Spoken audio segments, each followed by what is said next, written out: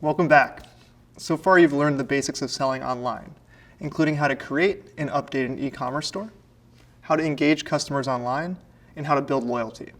Now we're going to explore how data relates to e-commerce.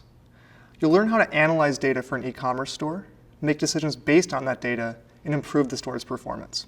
You'll start by learning the basics of e-commerce analytics, including how to set goals, evaluate metrics, and measure success.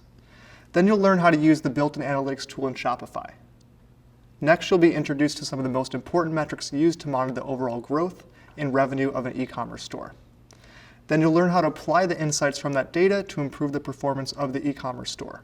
You'll also learn how to track metrics related to product performance. Plus, you'll learn a few ways to improve product performance based on the data you uncover. As an account partner, I discovered how important analytics are when I worked with a direct-to-consumer brand on their strategy for the holiday season. In the past, they had only focused on acquiring new customers. However, when we took a look at their analytics, we discovered that returning customers had a significantly higher conversion rate and cart value than new customers. This insight led to a successful holiday marketing strategy and helped the client meet their annual goal. Ready to learn about e-commerce analytics? Let's get to it. I'll be here to guide you along the way.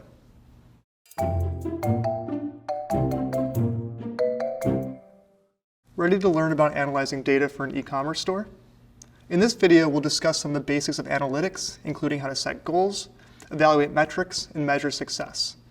You've learned about analytics in a previous course, but now we're going to consider how analytics applies specifically to e-commerce. Analyzing data is one of the best ways for an e-commerce store to figure out what's working and what isn't. That's true whether a business is a major online retailer or a small business just starting out. With the insights gained from analytics, an e-commerce store can determine which sales and marketing tactics are the most effective. They can also use analytics to better understand customer behavior. All of these insights help a business discover which tactics provide the best results. These are the areas where a business should invest their time and money, because they will deliver the most return on their investment. The data a company analyzes can come from multiple sources. For example, you've already learned about Google Analytics. Many e-commerce platforms include their own built-in analytics as well. Plus, email marketing, social media, and other tools sometimes include built-in analytics. Companies can also gather data from other sources, such as customer surveys, A/B testing, and heat maps, which you'll learn about later. So how does an e-commerce store measure success using data? They start by setting goals for each area of their business. As you learned in a previous course, these goals should be SMART, which stands for specific, measurable, attainable, relevant, and time-bound. Each of these SMART goals contributes towards achieving the ultimate goal of success in e-commerce. Part of setting goals for an e-commerce store is deciding which metrics to track to measure the success of a business or marketing goal. As you learned in a previous course, these metrics are a company's key performance indicators, or KPIs. A KPI is a measurement used to gauge how successful a business is in its effort to reach a business or marketing goal. The metrics that a company monitors might be different depending on their specific goals and how much data they've accumulated over time. Newer e-commerce stores will find it helpful to compare the results of their metrics quarter over quarter. A quarter is a 3-month time period based on a company's financial calendar. Each year includes 4 quarters. Comparing results to the previous time period helps a company determine whether their metrics are improving over time. Companies that sell high-priced products, such as diamond jewelry or upscale furniture, need to be aware that the conversion process will take longer. Customers might need more time to research their options and make a decision. That's when it's helpful to track micro-conversions, which you learned about in a previous course. Micro-conversions indicate that a potential customer is moving towards a completed purchase transaction. Stores that have been around for at least a couple of years will use both quarter-over-quarter and year-over-year comparisons to measure growth and revenue. When an e-commerce store has been around for a couple of years or longer, they have access to more data and longer-lasting relationships with their customers. This means the company can track metrics over a longer period of time. They can also focus more heavily on metrics that relate to customer loyalty. Let's use an example to demonstrate how data relates to a company's goals. Imagine an online store that sells office supplies. The store sets a goal to increase their conversion rate by 1% in the next 6 months. To measure the results, they'll track the conversion rate metric in their analytics tool. They might also go deeper into the conversion rate by separating mobile and desktop visitors to find out how they behave differently on the site. If mobile visitors convert at a lower rate, for example, the company can work on improving the mobile experience. Another tool the company might use to gather data is a heat map. A heat map demonstrates how visitors interact with the website. This can help an e-commerce store make improvements to their website. For example, do customers get stuck on the promotion code field during checkout and end up leaving the checkout process to search for promotions? The company can use this data to make improvements to the checkout process. They might make the promotion code field less prominent to reduce friction in the checkout process and improve conversion rates. Now that you have a better idea of how to set goals and analyze data, let's consider how analytics applies to the entire marketing funnel, starting from when a customer first discovers a brand to when they become a loyal brand advocate. E-commerce analytics helps companies discover important information about their customers, such as where their traffic comes from and which channels attract the most visitors and sales. Companies can also learn information about their customers' geographic location, interests, behavior, and other data. As customers move through the marketing funnel, they arrive at the checkout process. Here, companies can use analytics to measure sales and shopping cart metrics, such as conversion rate, average order value, and cart abandonment rate. We'll go deeper into those metrics later. Finally, analytics helps e-commerce stores measure customer loyalty. The customer lifetime value is a helpful metric for this because it estimates the total amount of money that a customer is expected to spend with a business over their lifetime. The higher the number, the better, because retaining existing customers is more cost-effective than acquiring new ones. For some e-commerce stores, the customer lifetime value might be based on a subscription service, such as meal kits, or a repeat purchase, such as water filters. For others, it might be based on a one-time purchase, such as a musical instrument. Analytics also helps companies measure brand advocacy, which is the strongest form of customer loyalty. Brand advocacy measures the number of customers who promote a brand through word-of-mouth marketing. The Net Promoter Score, or NPS, is a metric that measures brand advocacy by asking how loyal customers are to a company. The NPS data is gathered through a survey that asks customers how likely they would be to recommend the company to a friend or colleague. Customers then rate the company on a scale from 0 to 10.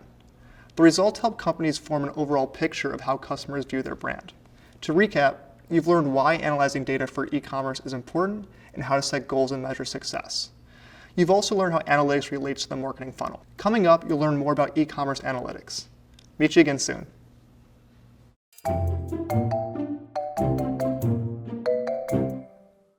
Now that you've created your own e-commerce store in Shopify, you're ready to learn about the analytics and reports available in this platform.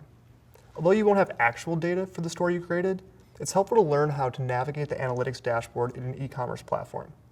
Shopify's analytics help companies learn about their sales and customers in greater detail. Using this knowledge, a company can make changes to its e-commerce store to improve the customer experience and increase sales. The types of analytics and reports available within Shopify depend on the subscription plan that a company chooses. Upgrading to a different plan unlocks access to more analytics and reports. Companies can also integrate their Shopify store with Google Analytics to receive further insights and find more ways to improve their website. You'll learn more about using Google Analytics for e-commerce later. Shopify's analytics allow companies to review their store's recent activity, get information about their customers, test the site speed, and analyze the store's transactions. All Shopify stores include access to the Overview dashboard, Reports, and Live View, which provides a real-time view of the store's activity as it happens. Let's go over these in more detail. The Overview dashboard allows companies to get an overview of how their store is performing over time across all sales channels. It includes the most important metrics for the store, including key data about the store's visitors, sales, and orders. You can change the date range to a specific time period, such as results over the last quarter or year. The dashboard allows you to monitor metrics like site traffic, total sales, conversion rate, average order value, and best-selling products within that time period. You can get more details about a metric by viewing reports. You can access multiple types of reports, including finances, customer acquisition, inventory, customer behavior, and marketing. The reports available will depend on the company's subscription plan. You can filter the data, edit columns, and change the date range. You can also print, export, or save a report. Some subscription plans allow you to create custom reports as well. You can also access Live View, which includes maps to visualize where customers are coming from and key metrics that indicate what's happening right now. For example, Live View shows the number of visitors and total sales for the day. It also shows the number of customers who have added items to their cart, reached the checkout, or made purchases in the last 10 minutes. Now you know how to access analytics reports in Live View and Shopify.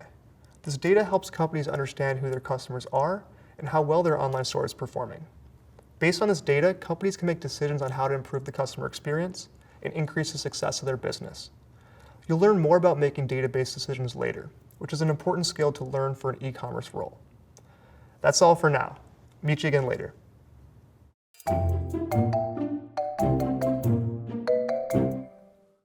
Now that you understand why it's important to use analytics to measure the success of an e-commerce store, we're going to cover some of the most important metrics to monitor for growth and revenue. I should mention that some of these metrics might be called by different names, depending on the analytics tool you're using or the company you're working for. Knowing which metrics to focus on is important. In this video, we'll concentrate on a few key metrics that make the biggest difference for most types of e-commerce businesses. Ready to get started? Let's cover some of the key metrics an e-commerce store might want to monitor. Imagine you're working for an e-commerce store that sells leather phone cases. The company has been working hard to grow their sales and revenue, but they want to find out how they can make better marketing and sales decisions based on the data they've accumulated. Where do they start? Which metrics are important for them to monitor? First, the company might focus on the store's overall traffic and revenue by comparing the results to the previous time period, such as quarter over quarter or year over year. Traffic is especially important to a new e-commerce store, because if there are few visitors, there will be even fewer sales. The company will want to monitor the total number of visitors and determine which sources deliver the most qualified traffic, or traffic made up of visitors who are likely to become customers. Some traffic sources will deliver more qualified traffic than others. The majority of the company's advertising and marketing budget should be focused on increasing traffic from those sources. Total revenue is also an important metric for the success of an e-commerce store. Besides tracking the overall revenue, it's helpful to break out the revenue by traffic source, such as social, organic search, paid search, and referral. Which traffic sources produce the most revenue? Also, are there any trends for when customers choose to buy? For example, is a certain day of the week busier than others? Companies can use this information to plan the timing of their marketing and advertising campaigns. When analyzing traffic, the company might also explore the demographics of their users. Companies can use this demographic information to create customer personas, which you learned about in a previous course. Another important metric to track is the conversion rate. As a reminder, the conversion rate is the percentage of users who complete a desired action, such as making a purchase. An e-commerce company might track the conversion rate for a number of different actions that users take, such as adding a product to their shopping cart, entering the checkout process, and completing a purchase. Monitoring conversion rates is important because it demonstrates whether users are taking actions that contribute to the success of a business. The cart abandonment rate is also a key metric to track. The cart abandonment rate is the percentage of customers who add a product to their shopping cart and leave the store without completing their purchase. If the company is able to capture an email address before these customers leave, they can try to recover lost sales by sending out email reminders to customers who abandoned their cart. Another significant metric for e-commerce is the average order value, which tracks the average amount of money a customer spends each time they complete an order. By increasing the average order value, a store can increase their revenue, regardless of whether they're able to acquire new customers or improve conversion rates. It's also important for e-commerce stores to understand how much it costs to gain a potential customer. This is where tracking the cost per acquisition comes in. The cost per acquisition is the average cost of acquiring a potential customer. The customer lifetime value needs to be greater than the cost per acquisition. Otherwise, the company is losing money to gain customers. The company should also track the customer acquisition cost, which is the average cost of acquiring a paying customer. If the cost of acquiring a paying customer is higher than the average order value, this means that the amount a company is spending to get customers is greater than the amount of money they're receiving in return. In most cases, that's not good news for the business. In some cases, however, it could be an acceptable trade-off, as long as the customer lifetime value is high enough to make up for the cost of acquiring customers. For example, let's say the company that sells leather phone cases spends $75 to acquire a paying customer. However, the customer only spends $60 on their first purchase. Not so good, right? The company spent more than they received in return. But let's say the customer loves the product so much that they come back a few months later to buy another $60 phone case as a gift. The customer lifetime value is now $120. Then a couple of years later, the customer spends $70 on a phone case for their brand new phone. Now the customer lifetime value is $190, which is more than enough to make up for the $75 the company initially spent to acquire the customer. As you learned in a previous course, the customer lifetime value is the average revenue generated by customers over a certain period of time. It's an important metric to track because it helps companies measure customer loyalty to their brand. Loyal customers are a significant source of revenue for many companies, especially ones that sell subscription-based products or services. Customer retention rate is another metric that helps companies measure loyalty. The customer retention rate is the percentage of customers that a company retains over a certain period of time. It gives companies an idea of how satisfied their customers are with the brand. If the retention rate is low or begins to decrease, the company needs to evaluate the customer experience and find ways to make improvements. An e-commerce store will also want to track their NPS scores, which you learned about earlier.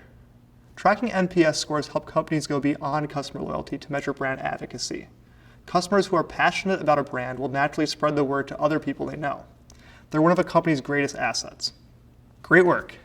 You've learned a lot about the most important metrics used to monitor growth and revenue for an e-commerce store. Later, you'll learn how to apply the knowledge gained from this data to improve an e-commerce store's performance. Meet you again soon.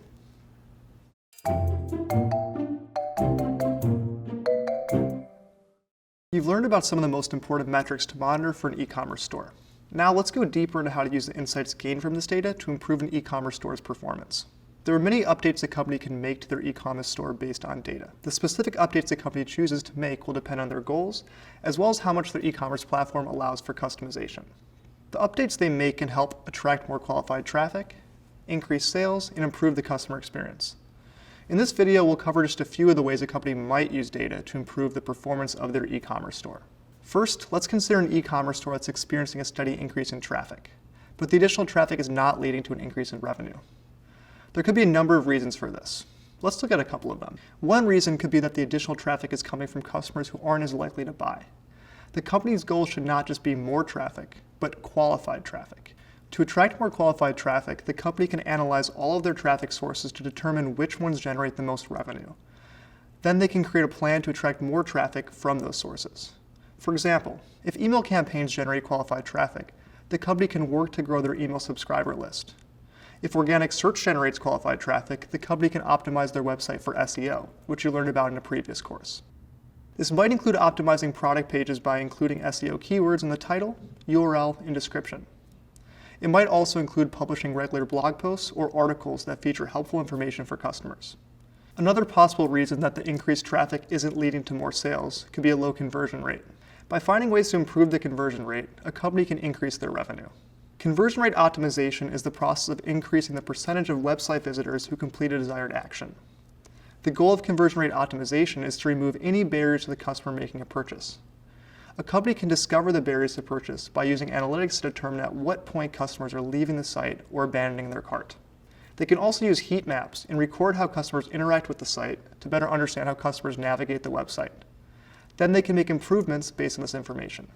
For example, are customers able to easily find their shopping cart and begin the checkout process? If not, the company needs to update the location of their shopping cart or make it available in multiple locations. Or are customers landing on a product detail page for an out-of-stock item? If so, the company could add a feature for product recommendations on the page. They can suggest similar products that might meet the customer's needs and hopefully avoid losing the customer to one of their competitors. The checkout process is one of the most important areas to optimize, as you learned earlier. Allowing guest checkout, removing unnecessary fields, and including flexible payment options are just a few ways to optimize the checkout process. There are multiple ways a company can update their website. To find out which updates will have the biggest impact, the company can use A/B testing to compare two versions of a web page. At the end of the A/B test, the version with the higher conversion rate wins. In an entry-level e-commerce position, you might be involved in suggesting ideas for an A/B test for a marketing campaign or other project you're working on. Now, let's cover another important strategy a company might use to improve their store's performance. As you learned earlier, the average order value is a significant metric because it can increase revenue even without attracting more customers or improving the conversion rate. Two common ways to increase the average order value are cross-selling and upselling. Cross-selling is a sales technique used to encourage customers to spend more by purchasing a product that's related to what they're already buying. For example, a custom suits retailer might encourage customers to add a dress shirt, necktie, or cufflinks to their order. This increases the average order value by increasing the number of products a customer buys. Upselling is a sales technique used to encourage customers to spend more by upgrading to a more expensive product. For example, the custom suits retailer might recommend a premium suit sold at a higher price point. This increases the average order value by increasing the amount a customer spends on a single product.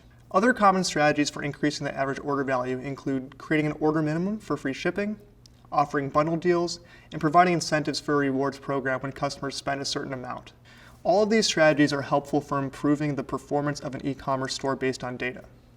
In an entry-level e-commerce role, you may be involved in gathering data, making recommendations, or updating an online store based on data insights. Great work. You're making progress. I will meet you again soon.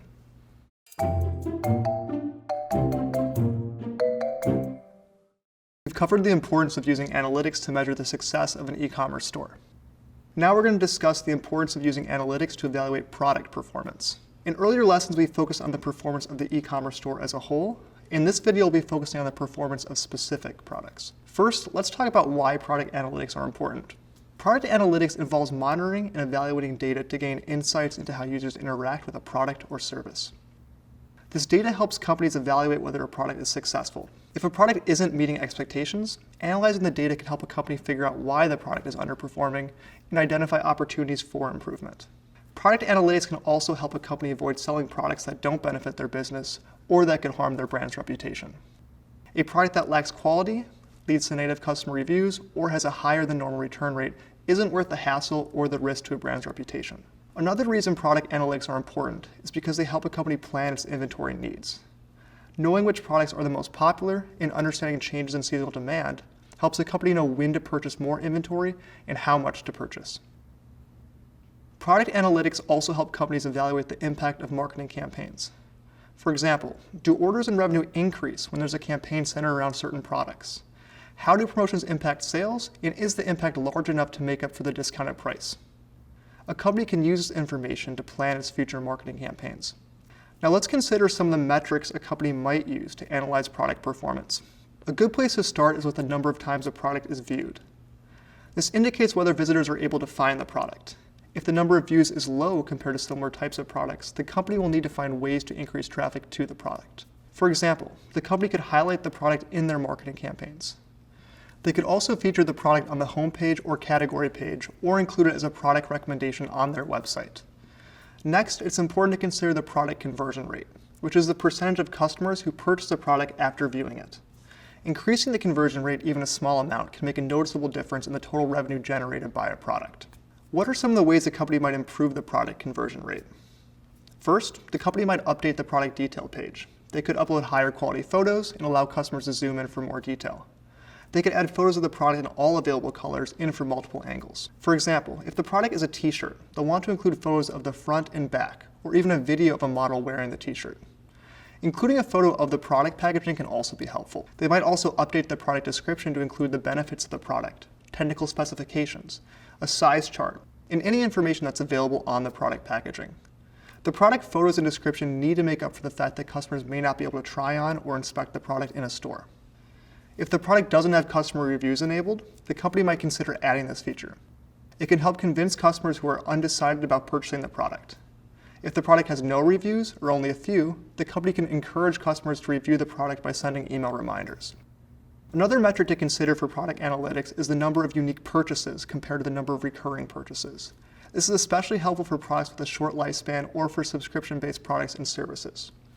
For these types of products, a high number of recurring purchases will lead to stronger growth. Net profit margin and return on ad spend are two important metrics that we covered in the lesson on product research. It's a good idea to evaluate these metrics on a regular basis to track any changes and uncover opportunities for improvement. In some cases, a product might have a negative profit margin but still be worth selling. For example, consider a business that sells printers at a loss, but then makes up for the difference over time through recurring sales of ink and toner. The business loses money up front, but eventually makes up for it in the end. It's also important to consider how a product affects the average order value. For example, is a product priced significantly higher than the average order value? If so, it may be priced higher than customers are willing to spend. Another aspect to consider is how a product affects the purchase of other products. For example, do customers who purchase a bicycle also tend to purchase a helmet? When customers regularly purchase both products together, it increases the average order value. To increase the average order value, a company could include the product in their cross-selling and upselling strategies. They might also include the product in a bundle offer to increase sales. For example, the bundle offer for bicycles and helmets could be, save 10% on a helmet when you buy a bicycle. Finally, it's important to consider the return rate, which is the percentage of products sold that are returned by customers. Is the return rate for a specific product higher than the average for its category? If so, the company will need to dig into why this is happening and find ways to lower the return rate. For example, is there a flaw in the product's design? Is the product description on the website accurate? It's important for a company to ask customers why they're returning a product so that they know how to make it better. After making updates to improve a product's performance based on data, it's important for the company to track any changes to the product's performance over time. This will help them evaluate whether the updates are making a difference. If not, it may be time to try something else or stop selling the product. All right, you've learned a lot about how to evaluate a product's performance. You've also learned ways to try to improve the performance of a product that's not selling as well as expected. These will be valuable skills to help you in an entry-level e-commerce position. In your role, you may be asked to provide updates on how a product is performing or offer suggestions on how to improve a product's performance. Keep up the great work. Congratulations on finishing this video from the Google Digital Marketing and E-commerce Certificate. Access the full experience on Coursera, including job search help, and start earning the official certificate by clicking the icon or the link in the description. Watch the next video in the course by clicking here, and subscribe to our channel for more lessons from Google Career Certificates.